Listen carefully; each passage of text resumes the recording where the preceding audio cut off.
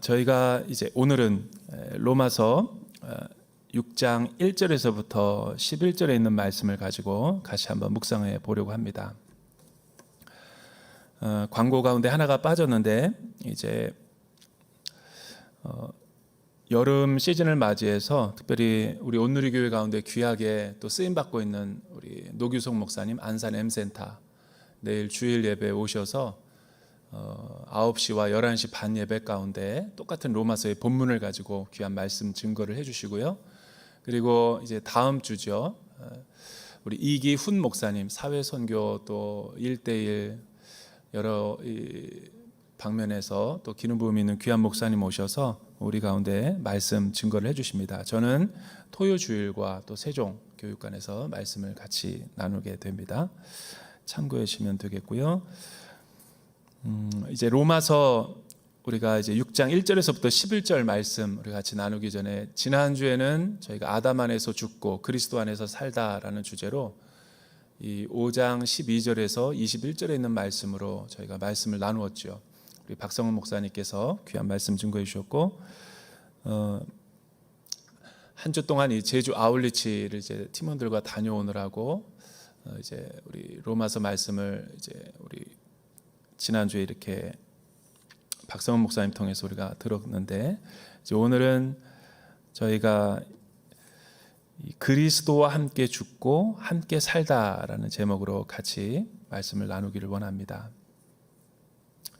이 말씀을 나누기 전에 오늘 이렇게 다시 한번 말씀을 이렇게 준비하고 있는데 같이 나누고 싶은 찬양 한 곡이 생각이 났어요. 오늘 말씀을 잘 커버하고 또 주제를 부각시키는 찬양인데 우리 어르신들이 좋아하는 찬양인 것 같아요. 우리 최용덕 씨가 작사 작곡한 낮엔 해처럼 밤엔 달처럼 예수님처럼 바울처럼 그렇게 살 수는 없을까. 우리 자막을 통해서 한번 힘있게 찬양을 하고 오늘 말씀을 한번 나눠보도록 하겠습니다.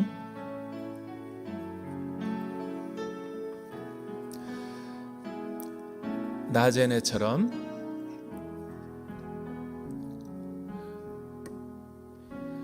낮엔 해처럼 밤엔 달처럼 그렇게 살 순 없을까. 욕심도 없이 어두운 세상 비추어 온전히 남을 위해 살듯이 나의 일생에 꿈이 있다면 이 땅에 빛과 소금 되어 가난한 영혼 지친 영혼을 주님께 인도하고픈데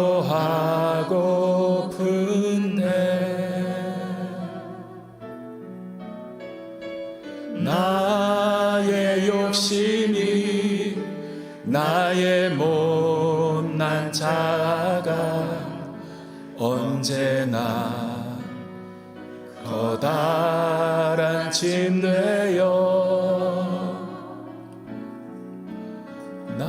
나를 짓눌러 맘을 곤곡해 하니 예수님 나를 도와주소서. 예수님처럼 바울처럼 예수님처럼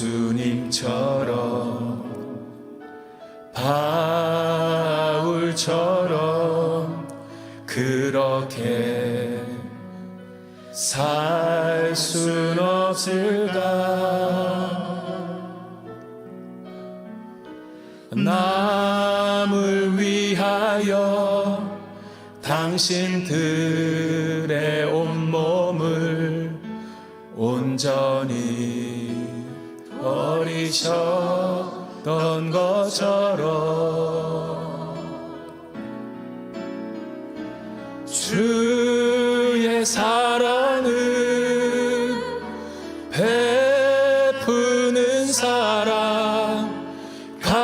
없이 그저 주는 사람. 그러나 나는 주는 것보다 받는 것 더욱 좋아하니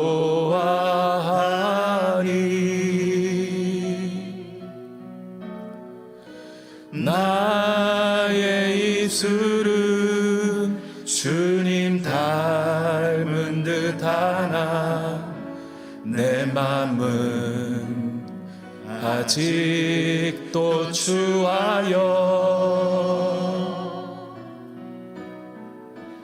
받을 사랑만 계수하고 있으니 예수님 나를 도와주소서.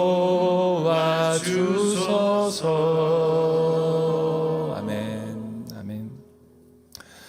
옛날 노래지만 가사가 참 마음에 와닿고 한 소절 한 소절 이 의미가 있죠. 오늘 말씀을 주제를 잘 이렇게 대변하는 찬양이라서 한번 같이 불러보았습니다. 우리가 이 지난주의 말씀 로마서 1장과 4장까지는 칭의의 교리에 대해서 조금 딱딱하고 이 재미없는 이 교리에 대해서 말씀했다면 이 5장서부터는 이제 성화의 내용을 우리의 실제적인 칭의를 받은 우리의 구원 이후의 삶이 어떠해야 되는가에 대해서 말씀해 주고 있습니다. 예전에 제가 존경하는 장로님이시고 온누리교회 장로님, 그리고 저는 잘 몰랐는데 그 친구가 이제 그 대학교 우리 한정훈이라고 하는 친구인데 이 대학부 때 제가 전도사일 때 이 제자였는데 그 아버지가 그렇게 훌륭한 분인지를 저는 나중에 뒤늦게 알았습니다. 서울 아산병원에서 굉장히 세계적인 권위, 신장 이식, 췌장 쪽의 세계적인 권위자인 그 한덕종 장로님의 이 정년 퇴임을 기념해가지고 그분이 이제 책을 한 권 쓰셨는데 오늘 문자가 와서 주소를 알려달라 그래서 이제 장로님이 저에게 책을 보내줬는데 책 제목이 40g의 기적이라는 제목이었어요. 정년 퇴임을 기념해서 또 각계각층에서 그분을 존경하고 또 스승으로 모시는 많은 분들이 언론들이 취재한 내용을 이렇게 취합해가지고 책을 엮었는데 굉장히 마음에 와닿은 내용이었어요. 또 그 부인 되시는 분도 이제 신수훈 권사님이셔서 송파 공동체에서 아주 굉장히 너무너무 겸손하게 잘 섬기는 귀한 분인데 어쨌든 저는 그 제자의 아버지가 그분인지를 그 책을 받고서야 이제 나중에 알게 됐는데 그 책 내용에 그 이런 구절이 있더라고요. 이 보통 사람은 이 췌장이 이 100g 정도 된다고 합니다. 우리 몸에 일반적으로. 그런데 뭐 당뇨병이나 뭐 여러 가지 합병증에 의해서 그 신장과 췌장이 망가지게 되면 거의 이제 삶의 질이 완전히 떨어지고 더 이상 삶에 지탱할 수 없는 지경까지 가는 거예요. 우리나라에 많은 분들이 이런 병으로 고생을 하고 있는데 이분은 서울대를 나오시고 또 울산의대 교수를 하시다가 이 분야의 거의 독보적인 존재이기 때문에 아산병원의 거의 많은 부분을 이분이 그 흑자를 내주고 있다고 할 정도니까 은퇴하고도 이분은 더 바쁘게 살아가고 있다 그래요. 이곳저곳에서 막 불려다니면서 나중에는 이제 하영주 목사님 이 몸의 그 주치의까지 하시면서 이제 마지막 또 이제 의수로 활동을 하셨는데 그분은 무려 이 세계에서 찾아볼 수 없는 췌장 이식만 해서 4,000회가 2015년 기준이니까 지금은 뭐 더 늘어났겠죠. 4,000회 이상 그런 분이 없다 그래요. 한두 번 하는 것도 쉽지가 않은데 살 확률도 적고 근데 이분은 많은 사람을 살려내는 그런 하나님의 특별한 기름 부심이 있는 장로님이십니다. 근데 또 굉장히 또 겸손하세요. 왜 책을 40g의 기적이라고 했는가 이제 봤더니 그 병을 앓고 있는 분이 누군가가 이 100g인데 40g만 잘라가지고 이식을 해주면 잘 수술에만 성공하면 얼마든지 다시 건강을 회복해서 이전처럼 살아갈 수 있다 그래요. 그래서 책을 40g의 기적이라고 하셨습니다. 근데 그 책의 내용에 어떤 내용들이 나오냐면 그분의 그 췌장 이식 수술을 통해서 살아난 많은 분들의 그냥 감사가 넘치는 그 감사의 그 편지들 내용이 거의 대부분이 차지하고 있어요. 한덕종 선생님을 만나게 한 하나님을 찬양하고 또 이 수술 이후에 케어하면서 교회 다니라고 예수 믿으시라고 그리고 하나님을 전하는 그 장로님의 따뜻한 그 인격적인 사랑을 다 체험하게 됐다. 이제 그런 내용이 있습니다. 여러분 보통 우리나라에서는 그런 이렇게 유교적인 문화라서 그런 문화가 적은데 이탈리아라든가 유럽에서는 이 뇌사 상태에 빠진 자기의 자녀라든가 가족 중에 누구가 신장 이식을 하고 가면 얼마나 허망합니까? 이 뇌사 판정을 받게 되면 모든 신체의 기능은 다 이 생명이 있는데 이 뇌가 죽은 상태로 판명이 되기 때문에 이러지도 저러지도 못하는 식물인간이 되고 있으니까 결국은 더 이상 깨어나지 않으면 가족이 중대한 결단을 하죠. 17명 혹은 20명 다 신장을 하나씩 떼주고 눈에 망막까지 떼주고 하늘나라로 이제 가는 이제 그런 절차를 밟게 되는 거예요. 그 수술실에 들어갈 때 얼마나 그 가족은 오열합니까? 그런데 참 우리나라의 문화와 다른 게 서구는 그런 신장 이식 도네이션과 여러 가지 기증자 뭐 이런 것들이 동호회가 굉장히 잘 체계적으로 안정화가 돼 있어서 수술이 다 끝나고 17명의 자기 아들의 신장 이식을 받은 사람들이 이제 가족들이 모임을 가져요. 정기적으로 집에 초대해서 같이 밥을 먹기도 하고 또 어떻게 요즘에 건강에 문제가 없는지 서로 코이노니아와 교제를 이루면서 한다라는 거예요. 제가 그 다큐 방송을 보면서 참 정말 이 서구 사람은 우리나라 사람과 다르다. 왜냐하면 우리나라 사람은 내 아들이 세상을 떠나면서 신장 이식과 기증을 다 하고 나면 더 이상 보기도 싫을 거예요. 아마 자기 아들의 죽음이 너무 생각나니까. 그런데 서구 사람들은 그 동호회를 만들어 가지고 규칙적으로 정기적으로 만난다라는 게 참 신기한 거예요. 건강하신지. 왜냐하면 그 상대방의 생명을 통해서 아들이 죽어간 그 생명으로 그 사람이 살고 있기 때문에 자기의 피부치와 가족처럼 여기게 된다는 거예요. 우리나라도 점점 이런 식으로 조금 갔으면 좋겠다라는 생각이 들고 세계적인 건축 기업가인 그 팀 하스의 회장님이시죠. 하영록 회장님이 계시는데 그분이 그 잠언 31장이라는 책을 냈죠. 오래전에. 그리고 베스트셀러가 돼서 그 내용에 보면 이런 에피소드가 나와요. 자기가 정말 이 맨 땅에 헤딩하기식으로 미국에 유학을 가서 아메리칸 드림을 꿈꾸며 정말 성공하고 좋은 기업에서 탄탄대로의 길을 걸어가고 있었대요. 근데 어느 날 출장을 가고 있는데 고속도로에서 이 거의 급성 심근경색이 와서 고속도로 한켠에다가 차를 세워놓고 쓰러지게 된 거예요. 그 119가 와서 헬리콥터로 급하게 이 사안이 중대함을 깨닫고 그분을 급하게 병원으로 이송을 했는데 거의 심정지 상태가 될 거의 마지막 부분에 극적으로 골든타임을 지켜서 살아나게 되죠. 급하게 인공호흡기를 끼워놓고 그러나 이제 심장은 더 이상 쓸모없게 돼서 누군가 심장 이식을 해주지 않는 이상은 살 수 없다는 의사의 절망적인 진단을 받고 온 가족이 힘을 합쳐서 기도했다고 그래요. 여러분 그 이전까지는 거의 야근하고 이 출세와 성공과 야망을 위해서 비즈니스 성공을 위해서 높은 자리에 올라가야 된다는 그 일념으로 열심히 아메리칸 드림을 위해서 삶을 살다가 그 급성 심근경색이 와서 이제 심장도 쓸모없는 심장이 되고 누군가 심장 이식을 해주지 않으면 살아날 수 없는 아주 절박한 상황 가운데 누군가가 심장 이식을 해주겠다고 이 뇌사 상태에 빠진 사람이겠죠. 와서 급하게 이 심장 이식 수술을 합니다. 대공사죠. 완전히 그 속을 다 드러내는 기계도 아니고 사람의 심장을 이식을 하니까. 근데 극적으로 또 살았어요. 그분이 살아서 그동안 벌어놓던 돈 다 병원비로 지불하고 맨 바닥에서 아무것도 없이 집도 없고 그런 절박한 상황 가운데서 그는 주님을 인격적으로 만나요. 어렸을 때 교회만 왔다 갔다 거리는 사람이 아니라 또 그분은 그냥 가족을 소홀히 했는데 이제 새 생명을 얻고 나니까 이전처럼 그렇게 살아서는 안 되겠다. 인생의 하프타임을 갖고 다시 자기의 인생을 설계하게 되죠. 그게 잠언 31이라는 거예요. 그 책 다 읽어보시면 좋겠어요. 어른들도. 그 책의 내용은 하나님을 만나고 난 뒤에 자신이 어떻게 비즈니스 가운데 하나님의 사랑과 하나님의 영광을 드러내는가에 초점을 맞춰져 있어요.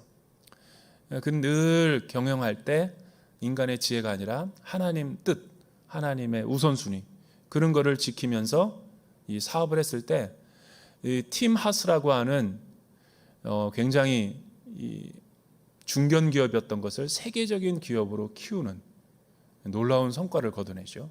그리고 그 회사는 그 회장님의 지혜로 거의 먹고 살고 엄청 전 세계에 걸쳐서 유수한 이 기업들을 건축하는 이 대기업으로 성공을 하게 됩니다. 여러분, 오늘 말씀의 주제가 바로 이런 거예요. 우리가 예수를 믿고 구원을 받으면 이제 옛사람 아담의 실존이었던 옛 자아가 십자가와 함께 죽고 또 거기서 부활하신 그 하나님의 새 생명으로 내가 다시 주님과 함께 부활하고 새 생명을 살아가게 된다는 내용이죠. 그런데도 우리는 예수 믿고 구원받았는데 실제로 나의 삶과 실생활을 돌아보면 그렇게 많이 안 바뀐 것 같아요. 그죠? 한때는 내가 뜨거웠고 한때는 영적인 부흥과 체험도 있지만 일상생활을 살아가면서 그냥 세상 속에 또 세파에 찌들려 가지고 그냥 내가 이 크리스찬 맞나? 어쩔 때는 컨디션이 안 좋으면 내가 구원의 확신이 있나? 라고 모를 정도로 이 무감각하게 살아가 버릴 때가 참 많죠. 그러나 분명한 것은 우리는 구원받고 홍해를 건넜고 요단강을 건넜고 예수님을 나의 인생으로 구주로 모신 그런 확실한 체험들이 있는 사람이에요. 그런데 왜 내 삶에는 이런 구원의 감격이 없고 영적인 황홀함이 사라져 버렸는가? 그거는 저와 여러분들이 이 주권의 교체가 되고 주권이 전이가 되어 가져가는 이 과정 가운데 있기 때문이다라고 설명을 할 수 있어요. 오래전 나온 영화지만 명작으로 속하는 그런 영화죠. 사실은 이 영화가 아카데미상을 받아야 됐었어요. 내가 보기에는. 그런데 포레스트 검프의 톰 행스 주연의 그 포레스트 검프가 너무 인기가 있어서 밀렸죠. 그런데 제가 보기에는 작품성으로 비유하면 전혀 뒤떨어지지 않는 이 쇼생크의 탈출이라고 하는 안 본 사람보다 본 사람이 더 많아요. 그 인생에 대해서 의미도 깨닫게 하고 자유의 가치와 소중함이 무엇인지를 깨닫는 그 쇼생크의 탈출을 보면 사실은 우리의 구원에 있어서 많은 함축적인 의미를 내포하고 있어요. 여러분, 그 영화에 보면 이 감옥에서 오랫동안 장기의 수감 생활을 했던 사람이 풀려나게 돼요. 근데 감옥에서 나온 뒤에 그 사람은 이 사회에 적응을 하고 교화를 받고 이제 사회생활, 직장생활을 하게 되는데 감옥에서 너무 30년 동안 굳어져 있는 삶을 살다가 보니까 밖에 나와서도 비슷한 행동을 해요. 감옥에 있는 것처럼. 화장실에 갈 때면 손을 들어요. 아니, 자기가 이제 감옥에서 자유의 몸이 됐는데도 화장실 가고 싶으면 생리적인 현상이니까 나가면 되지 주인에게 손을 들어요. 왜냐하면 간수에게 손을 들어야지 화장실을 보내주거든요. 계속 이러는 거예요. 그 주인이 불러가지고 말해요. 화장실 가고 싶을 땐 너 마음대로 가라. Yes sir 그러는 거예요. 그것도 그런 말투로 안 해도 된다. 너는 지금 자유인이야, 자유인.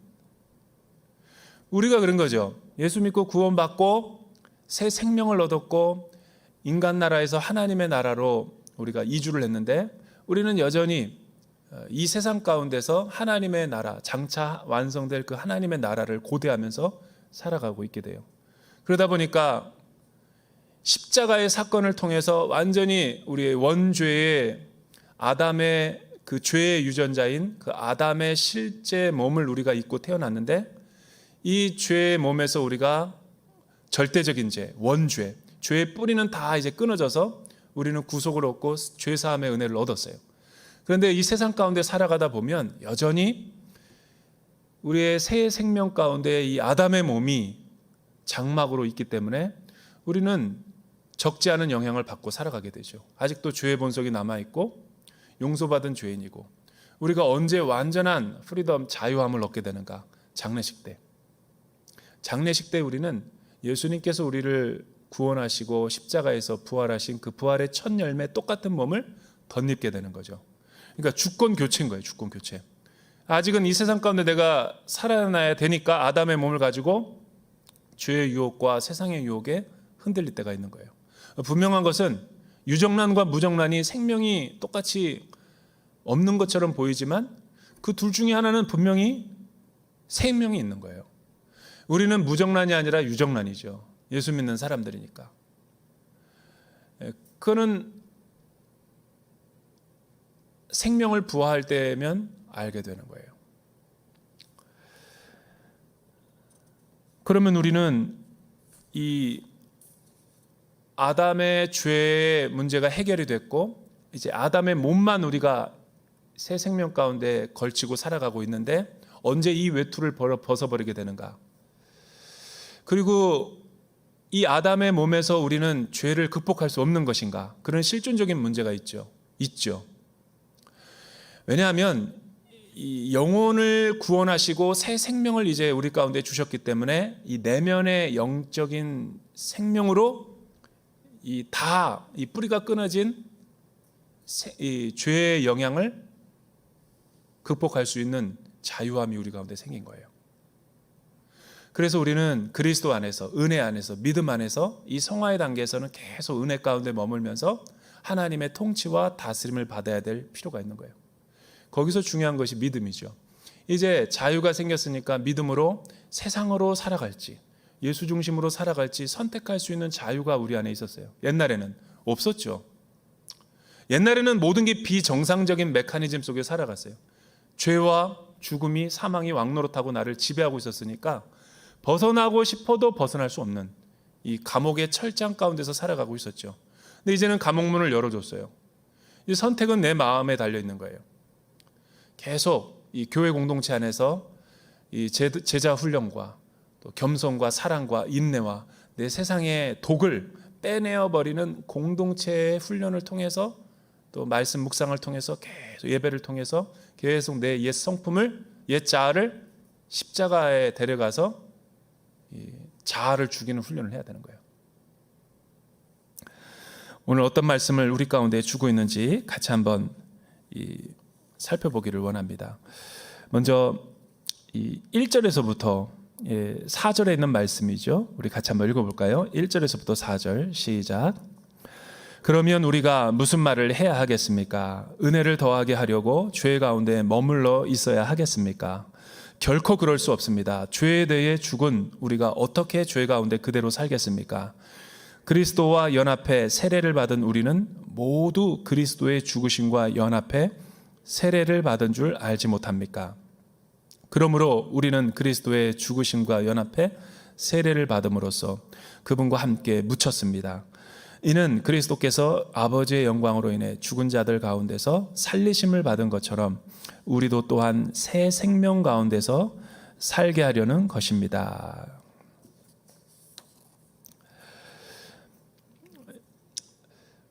여러분, 이 5장에 걸쳐서 사도 바울이 이 논증을 했던 내용이 뭐냐면 5장 20절에 보면 이런 내용이 나오죠. 율법은 범죄를 더하게 하려고 들어왔습니다. 그러나 죄가 더한 곳에 은혜가 더욱 넘쳤습니다. 그러나 아담 시대부터 모세 시대에 이르기까지 아담의 범죄와 같은 죄를 짓지 않은 사람들까지 죽음이 왕노릇했습니다. 아담은 오실 분의 모형입니다. 이 예수 그리스도가 이 땅 가운데 오셔서 십자가의 어떤 구속을 통해서 우리를 죄의 몸에서 해방시키기 전까지 이 세상에는 어떤 원리가 작동했는가를 바울이 5장에 걸쳐서 이 세상의 실존에 대해서 이야기하죠. 여러분, 하나님이 창조한 이 세계는 자연의 법칙과 이 믿음의 원리가 작동하고 있어요. 그러니까 자연의 법칙은 중력의 법칙이 있죠. 여러분, 봄, 여름, 가을, 겨울이 오고 또 이 동에서 해가 뜨고 서로 해가 지는 그런 만고불변의 진리가 있어요. 23.5도로 지구가 자전과 공전을 하고 있는 거죠. 이런 자연의 법칙을 누구도 벗어날 수 있는 이 세상에 인류는 없어요. 그래서 폭포는 위에서 아래로 떨어지지 아래에서 위로 올라가는 건 없죠. 죄가 마찬가지인 거예요. 죄와 죽음이 이 세상을 지배하고 왕노릇했다라는 것은 한 사람도 중력처럼 예외가 없는 거예요. 그래서 이 세상에 태어난 사람은 다 반드시 죽을 운명의 숙명에 처해져 있게 되는 거죠. 이게 죄와 죽음이 우리 가운데 절대적인 힘을 갖고 있고 왕노릇하고 있다라는 대표적인 예라고 할 수 있는 거예요. 그러나 이 율법이 모세 시대에 시내산에서 수요가 됐죠. 근데 5장 20절에 보면 율법이 더한 것은 죄를 더하게 하려고 들어왔다라는 말이 사람들이 오해를 하는 부분인데, 이 말은 율법이 이 죄를 촉발한다, 율법은 무가치한 것이다, 역기능적인 것이다 라는 말이 아니죠. 압도적인 은혜가 그 율법이 아무리 선하더라도 아담서부터 모세 이전까지는, 율법을 수여하기 전까지는 죄와 죽음이 왕노릇했음에도 불구하고 죄가 무엇이 죄인지를 몰랐어요. 그러나 그 시대에도 죄는 똑같이 왕노릇했다라는 거예요. 왜냐하면 사람들이 죽고 죄로 인해서 자기중심적으로 살아가고 있는 모습. 그러나 율법을 하나님께서 수여하심으로 말미암아 죄가 무엇인지 더 분명하게 선명하게 우리를 규정하게 된 거죠. 십계명을 통해서. 하나님의 뜻과 하나님의 의를 율법을 통해서 보여줌으로 인해서. 그러나 율법이 우리를 더 죄짓게 했다라는 말이 무슨 말입니까? 그것은 율법은 선한데 우리가 율법을 지킬 수 있는 우리의 자아가 죄로 타락했기 때문에 율법이 아무리 선한 것이 우리에게 주어진다 한들 우리는 더 죄가 죄되게 할 수밖에 없다. 철저한 우리는 죄 아래 종노릇하고 있다는 것을 의미해 주고 있는 거죠. 그러나 우리 주 예수 그리스도의 은혜로 말미암아 십자가가 그 죄를 압도해 버렸다라는 것을 5장에 걸쳐서 표현한 거예요. 바울이 이신칭의 교리와 복음을 통해서 이렇게 십자가의 복음을 전하니까 유대인들 가운데 반론을 제기하는 분이 있는 거예요. 어떤 반론입니까? 그러면 바울의 복음 당신이 옳다, 율법을 행위로 말미암아 의롭다함을 못 얻고 이 믿음으로 우리가 예수 그리스도의 십자가를 믿으면 구원을 얻는다고 치자, 하나님의 의를 얻는다고 치자. 그러면 이 죄가 더한 곳에, 아주 심각하고 끔찍한 죄가 있는 곳에 용서의 은혜가 있을 때 더 은혜가 배가 되는 것처럼 마음껏 우리가 이 세상에서 죽기 전까지 죄를 짓다가 나중에 이 턱걸이 구원을 얻어서 예수를 믿는다 그러면 우리도 다 구원받을 거 아니냐. 그러면 우리가 모토로 지금 이렇게 일찍 이 세상의 삶을 다 버리고 예수를 믿으며 예수를 추종하려고 하느냐. 뭐 그런 반론이 있을 수 있는 거죠. 은혜를 모르고 죄의 심각성을 모르고 반쪽 진리에서 이 궤변론자가 돼서 은혜를 늘 이 곡해하려고 하는 이 사이비 이단과 같은 사람들은 이런 틈을 파고 들어가지고 복음의 본질을 잃어버리는 거예요. 복음의 능력을 잃어버리는 거예요. 그리고 또 어떤 사람은 이런 거죠. 이 죄를 마음껏 짓고 우리가 은혜를 더 많이 받자, 이렇게 주장하는 사람도 있고, 또 은혜를 더하게 하기 위해서 더 우리가 마음껏 죄를 짓자, 뭐 이렇게 하는 사람도 있고, 나중에 이 세상에서 즐길 거 다 즐기고 나중에 예수를 믿어 회개하자, 뭐 이런 사람도 생길 것이고, 뭐 생각은 자유고 착각은 자유겠지만 제가 드는 의문은 과연 그 사람이 턱걸이 구원을 얻을 수 있을까? 우리 몸은 다 기억하거든요. 세상에서 놀고 즐기고 타락하고 즐겼더는 이 얼마나 세상의 독이 끈질긴지. 여러분, 예수 믿고도 자꾸만 이 술 한 잔이 생각나고 예수 믿고도 옛날에 주초 문제가 해결되지 않는 사람은 계속 벤자민 나뭇잎을 보면서 이걸 돌돌 말아 담배 필까? 막 이런 생각하는데, 죄의 비참함과 그 죄가 얼마나 영원하신 하나님의 아들 예수 그리스도와 하나님 아버지의 그 영적인 단절, 라마 엘리 엘리 라마 사막다니, 아버지여 아버지 어찌하여 나를 버리셨나이까, 이런 끔찍한 하나님의 눈물을 보면서도 그 하나님의 아들을 업신여기고 계속 그렇게 십자가에 매달리고 있는데 자기가 죄의 즐거움을 느낄 수 있다는 것은 착각이죠. 착각이죠. 완전히 착각이에요. 진짜 복음을 받아들인 사람은 죄를 감히 못 져요. 설령 짓더라도 계속 못 있습니다. 두려우니까. 그리고 하나님의 깊은 사랑을 체험한 사람이 죄 짓는 것이 쉽겠습니까? 죄 안 짓는 것이 쉽겠습니까? 여러분, 심장 이식을 통해서 새 생명을 얻은 사람이 그 이전처럼 술 먹고 방탕하고 자기중심적으로 사는 것이 쉽겠습니까? 아니면 새 생명을 얻은 다음에 온전하진 못하더라도 내가 그래도 나에게 새 생명, 제2의 삶을 주신 그 사람을 생각해서라도 더 의미 있게 살아야지, 가치 있게 살아야지, 이렇게 생각하는 게 쉽겠습니까? 그거는 여러분들이 생각해 보면 더 쉬워요. 죄 짓는 게 더 어려운 겁니다. 근데 이런 궤변론자들이 초대교회를 많이 어렵게 하고 힘들게 한 거예요. 근데 바울은 뭐라고 반론을 합니까? 2절에 보면 결코 그럴 수 없다라는 거죠. 여러분, 죄에 대해 한 번 죽은 우리가 어떻게 죄 가운데 그대로 더 살겠습니까? 죄의 비참함과 하나님 없이 살던 내 인생이 그렇게 낭만적이었습니까? 네? 하나님 없이 내가 내 인생의 마이웨이, 내가 왕이 돼서 살던 때가 그렇게 여러분 성과가 좋았고 실적이 좋았고 뭐 그때가 많이 추억이 나요?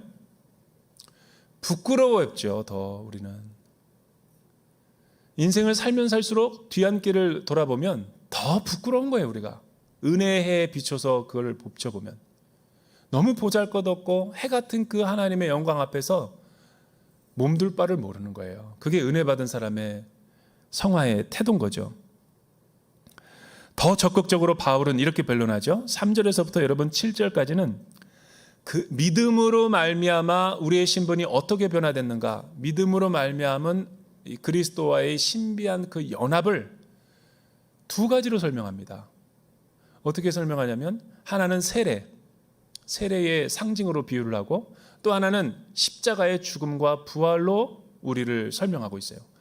십자가와 세례가 똑같다라는 의미로 해석을 하는 거죠. 여러분, 세례 받을 때 물 세례든 성령 세례든 보면 이 물 세례를 보면 완전히 요단강가에서 푹 잠기잖아요. 그게 뭐를 의미하는 거예요?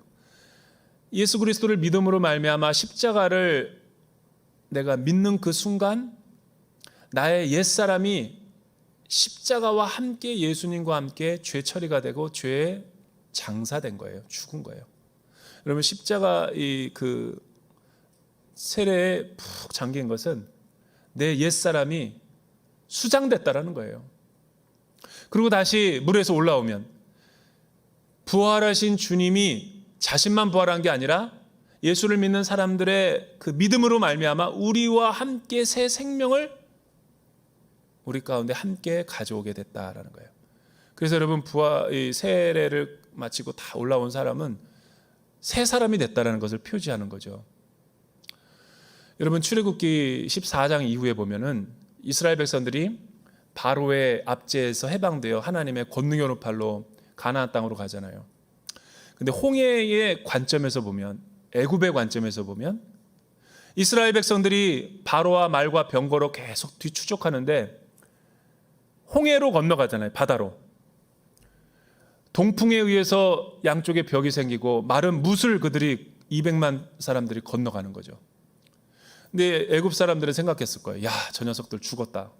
이 물에 다 빠져 죽는구나. 애굽에 살던 옛 자아가 완전히 다 수장되는 거죠. 그들이 다 건넜을 때는 여러분, 죄가 다 수장된 거예요. 근데 하나님의 시선에서 보면 가나안 땅에서 이스라엘 백성들이 애굽에서 나오는 관점을 보면 새 사람인 거죠. 이게 바로 주권의 전이와 주권의 교체라는 거예요. 예수를 믿으면 우리의 신분이 그렇게 변화되는 거예요. 무엇을 통해서? 믿음을 통해서. 예수 이름과 십자가가 그렇게 능력이 있다는 걸 우리에게 보여주는 거죠. 그 믿음을 통해서 우리가 그리스도와 함께 완전한 하나됨을 이룬다라는 것이 구원의 신비라는 거죠.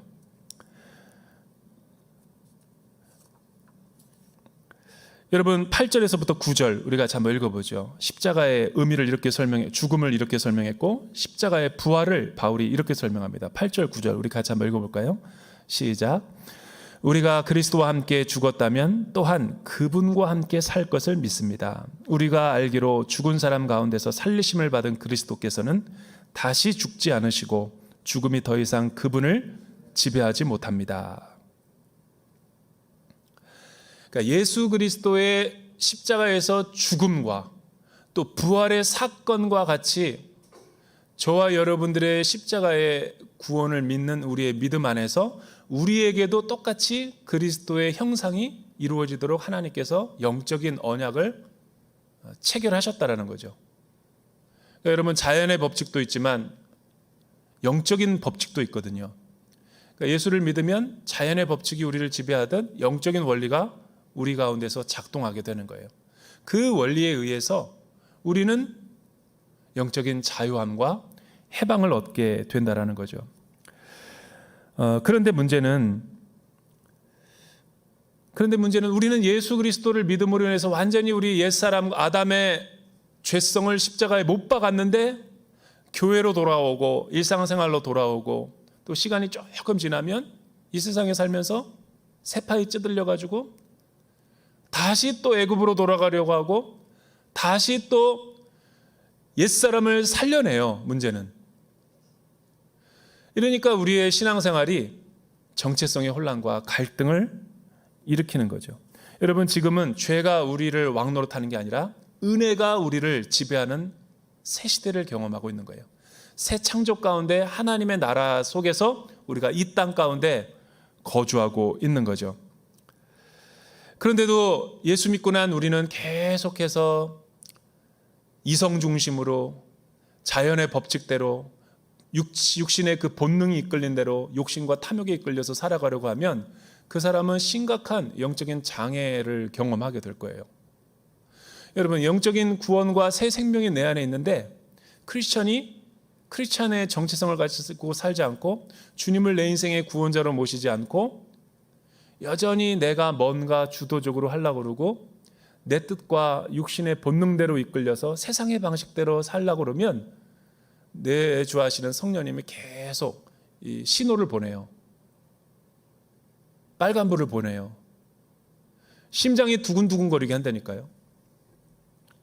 내 양심에 찔림이 있게 하는 거예요. 그렇게 살면 안 된다.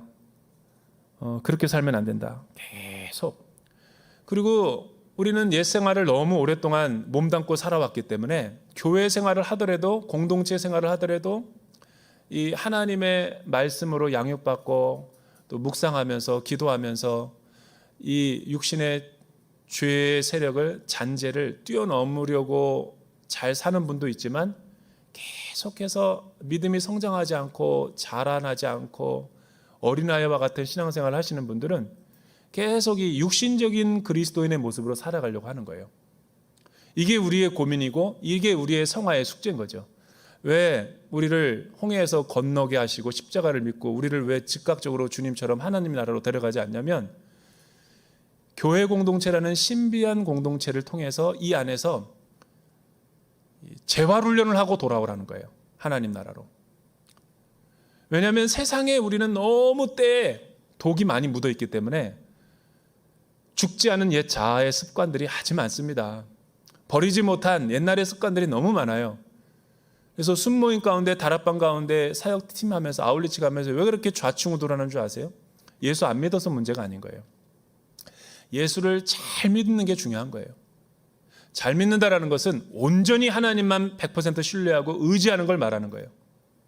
근데 주님을 믿는다고 입으로는 머리로는 고백하면서도 행동하는 것을 보면 본성으로 살라고 그러는 거예요. 자연인으로 자꾸만 영적인 일을 하려고 그러니까 이게 충돌하는 거죠. 여러분, 믿음으로 사는 사람은 믿음의 원리로 살아야 되는 거예요. 말씀의 약속을 믿고 죽든 살든 그쪽으로 가는 거예요. 이번에 목포에 휴가를 갔다 왔는데 그 뭐라 그러죠? 그거? 스카이 갑자기 기억이 안 나네. 탄 경험이 분명히 있음에도 불구하고 스카이워크라고 그러나? 그 뭐죠? 스카이 케이블카. 케이블카를 아들들과 타는데 두 가지 선택지가 있어요. 5,000원 차인데 하나는 바닥이 유리가 아닌 그냥 평범한 일반 노멀한 거 타면 2만 원. 근데 밑에가 또 스릴 넘치 서스펜스를 만끽하게 하기 위해서 국내 최장의 목포 케이블카는 얼마나 긴지, 여러분, 나는 목포가 그렇게 큰지 몰랐어요. 그 유달산의 그 풍광을 보면서, 근데 홍해 바다처럼 정말 유리가 있는 다 보이는 거야. 그리고 바람도 막 쇳쇳 들고 막 흔들리고. 우리 애들은 계속 그 유리 쪽을 타재. 5,000원 더 주고. 난 믿음이 안 생기더라고요.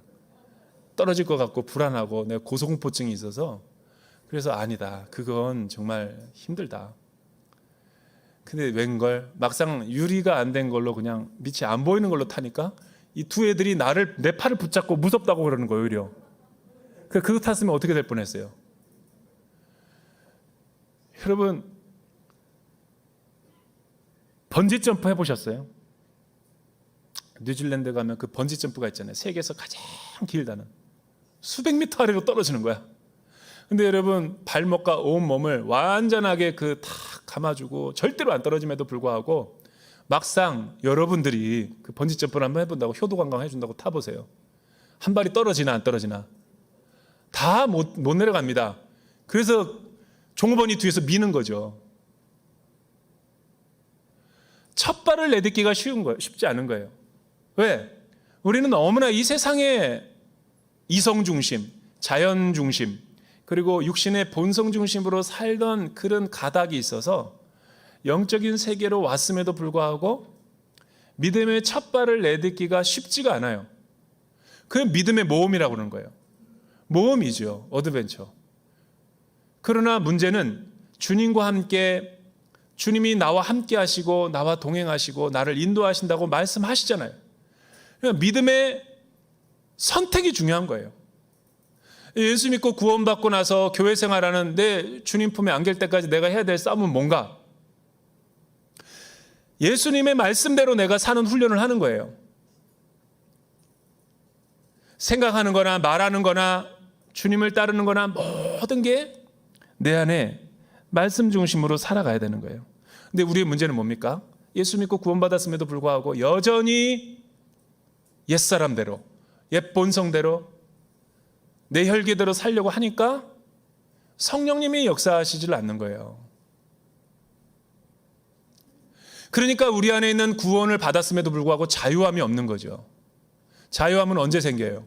하나님을 온전히 신뢰하고 믿고 그분의 뜻이 성취됐을 때 영적인 자유함이 생기는 거죠.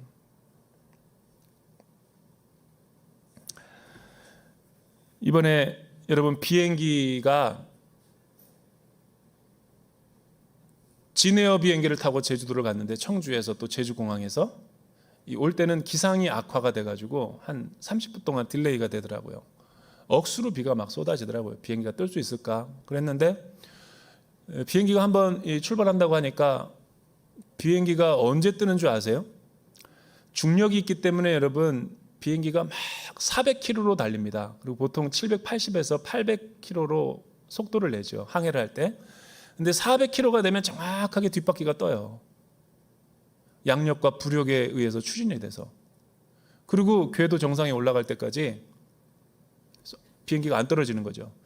근데 여러분, 그 양력과 부력을 계속 추진 안 하잖아요? 비행기도 떨어집니다. 아무리 떴더라도.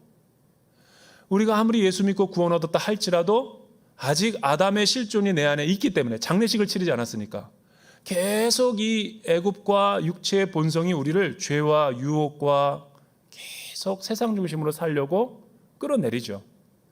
그런데 비행기가 계속해서 목적지까지 도착하는 이유가 뭐예요? 양력이 있기 때문에. 양력이 뭡니까? 우리의 영성이죠. 제자 훈련이죠.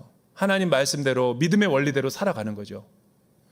다 예수님이 십자가의 능력을 통해서 완전히 다 종결시켰어요. 문제는 우리의 헌신과 우리의 그 하나님의 약속을 신뢰하는 믿음의 번지 점프죠. 믿음의 선택이 중요한 거예요.